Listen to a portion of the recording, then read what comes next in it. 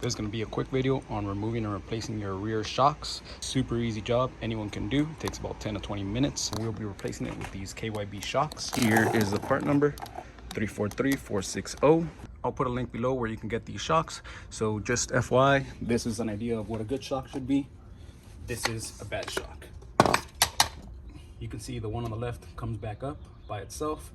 This one no longer does. So imagine that on your car, going over bumps and all that, you're obviously gonna have a rough ride. All right, so let's get right into it.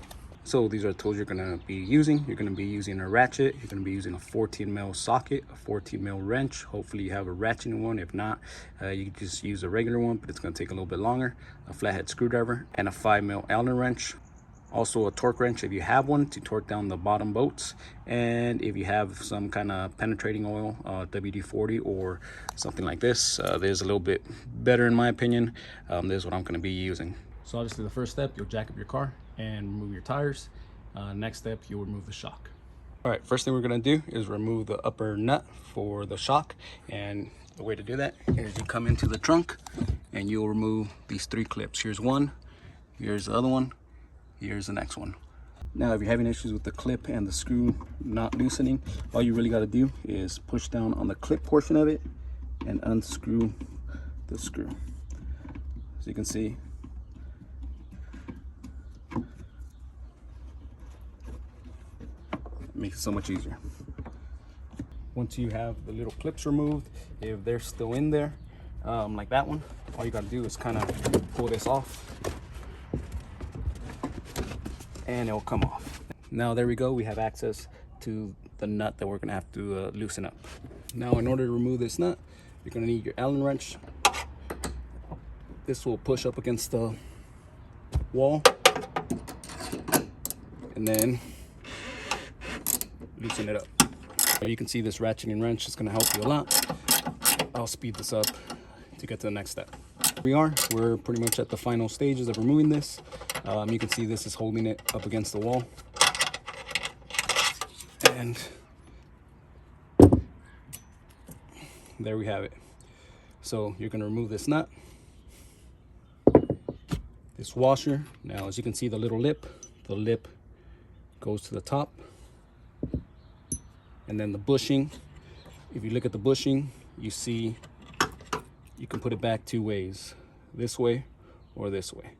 Make sure when you put it back in, it's the 4 little dots here are closest to the circle, unlike here. Now that we got this off, we're gonna go down to the bottom and remove the bolt from underneath. Let's go ahead and do that next. Okay, we sprayed it down with penetrating oil. Now we'll remove this bolt here.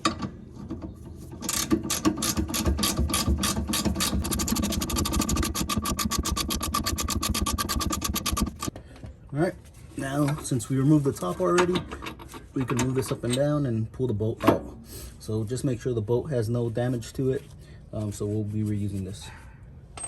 All right, then you just lift up the shock, get it out of the way. Yeah.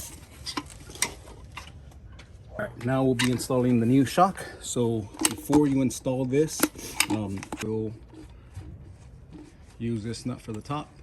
There's the only part that it comes with. It doesn't have that top bushing or that washer, just a nut. So you'll be reusing the old bushing and washer. Right before you install this, what you want to do is prime it. The way to do that is press down on it and let it and release. Let it come all the way back up. You'll do that about 5 times to get the fluids pumping through there and get it ready to go. So now let's go ahead and install this. All right, installation is pretty easy. You're just gonna go ahead and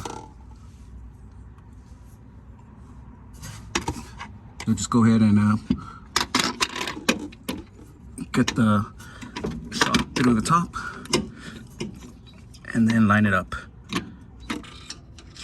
If you're having issues lining it up, just get a screwdriver in there. Now don't go crazy with it. Now don't go too crazy because you don't want to bend these. You don't want to bend this metal. So just kind of get a screwdriver in there. Just kind of make sure it's aligned. Once you align it, just go ahead and put your bolt right through and start screwing it in.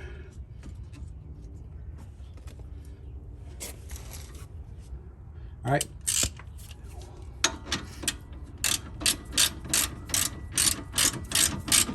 Once you feel it getting a little bit tight, we're going to go ahead and torque it down to 43 foot-pounds. All right, so we got it set to 43 foot-pounds.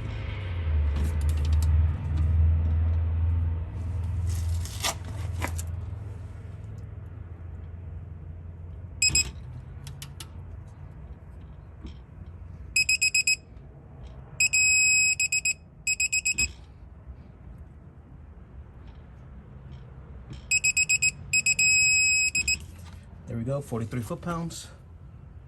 Next step is we're going to go ahead and go up top. Now once we're up here, remember the bushing, it goes like this, not like that. So you get the bushing in there, get your washer with the lip up.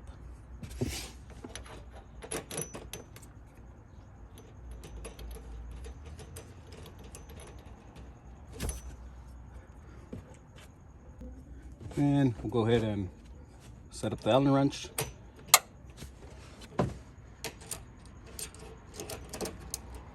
And we'll go ahead and tighten this down. All right, we pretty much got it tightened down.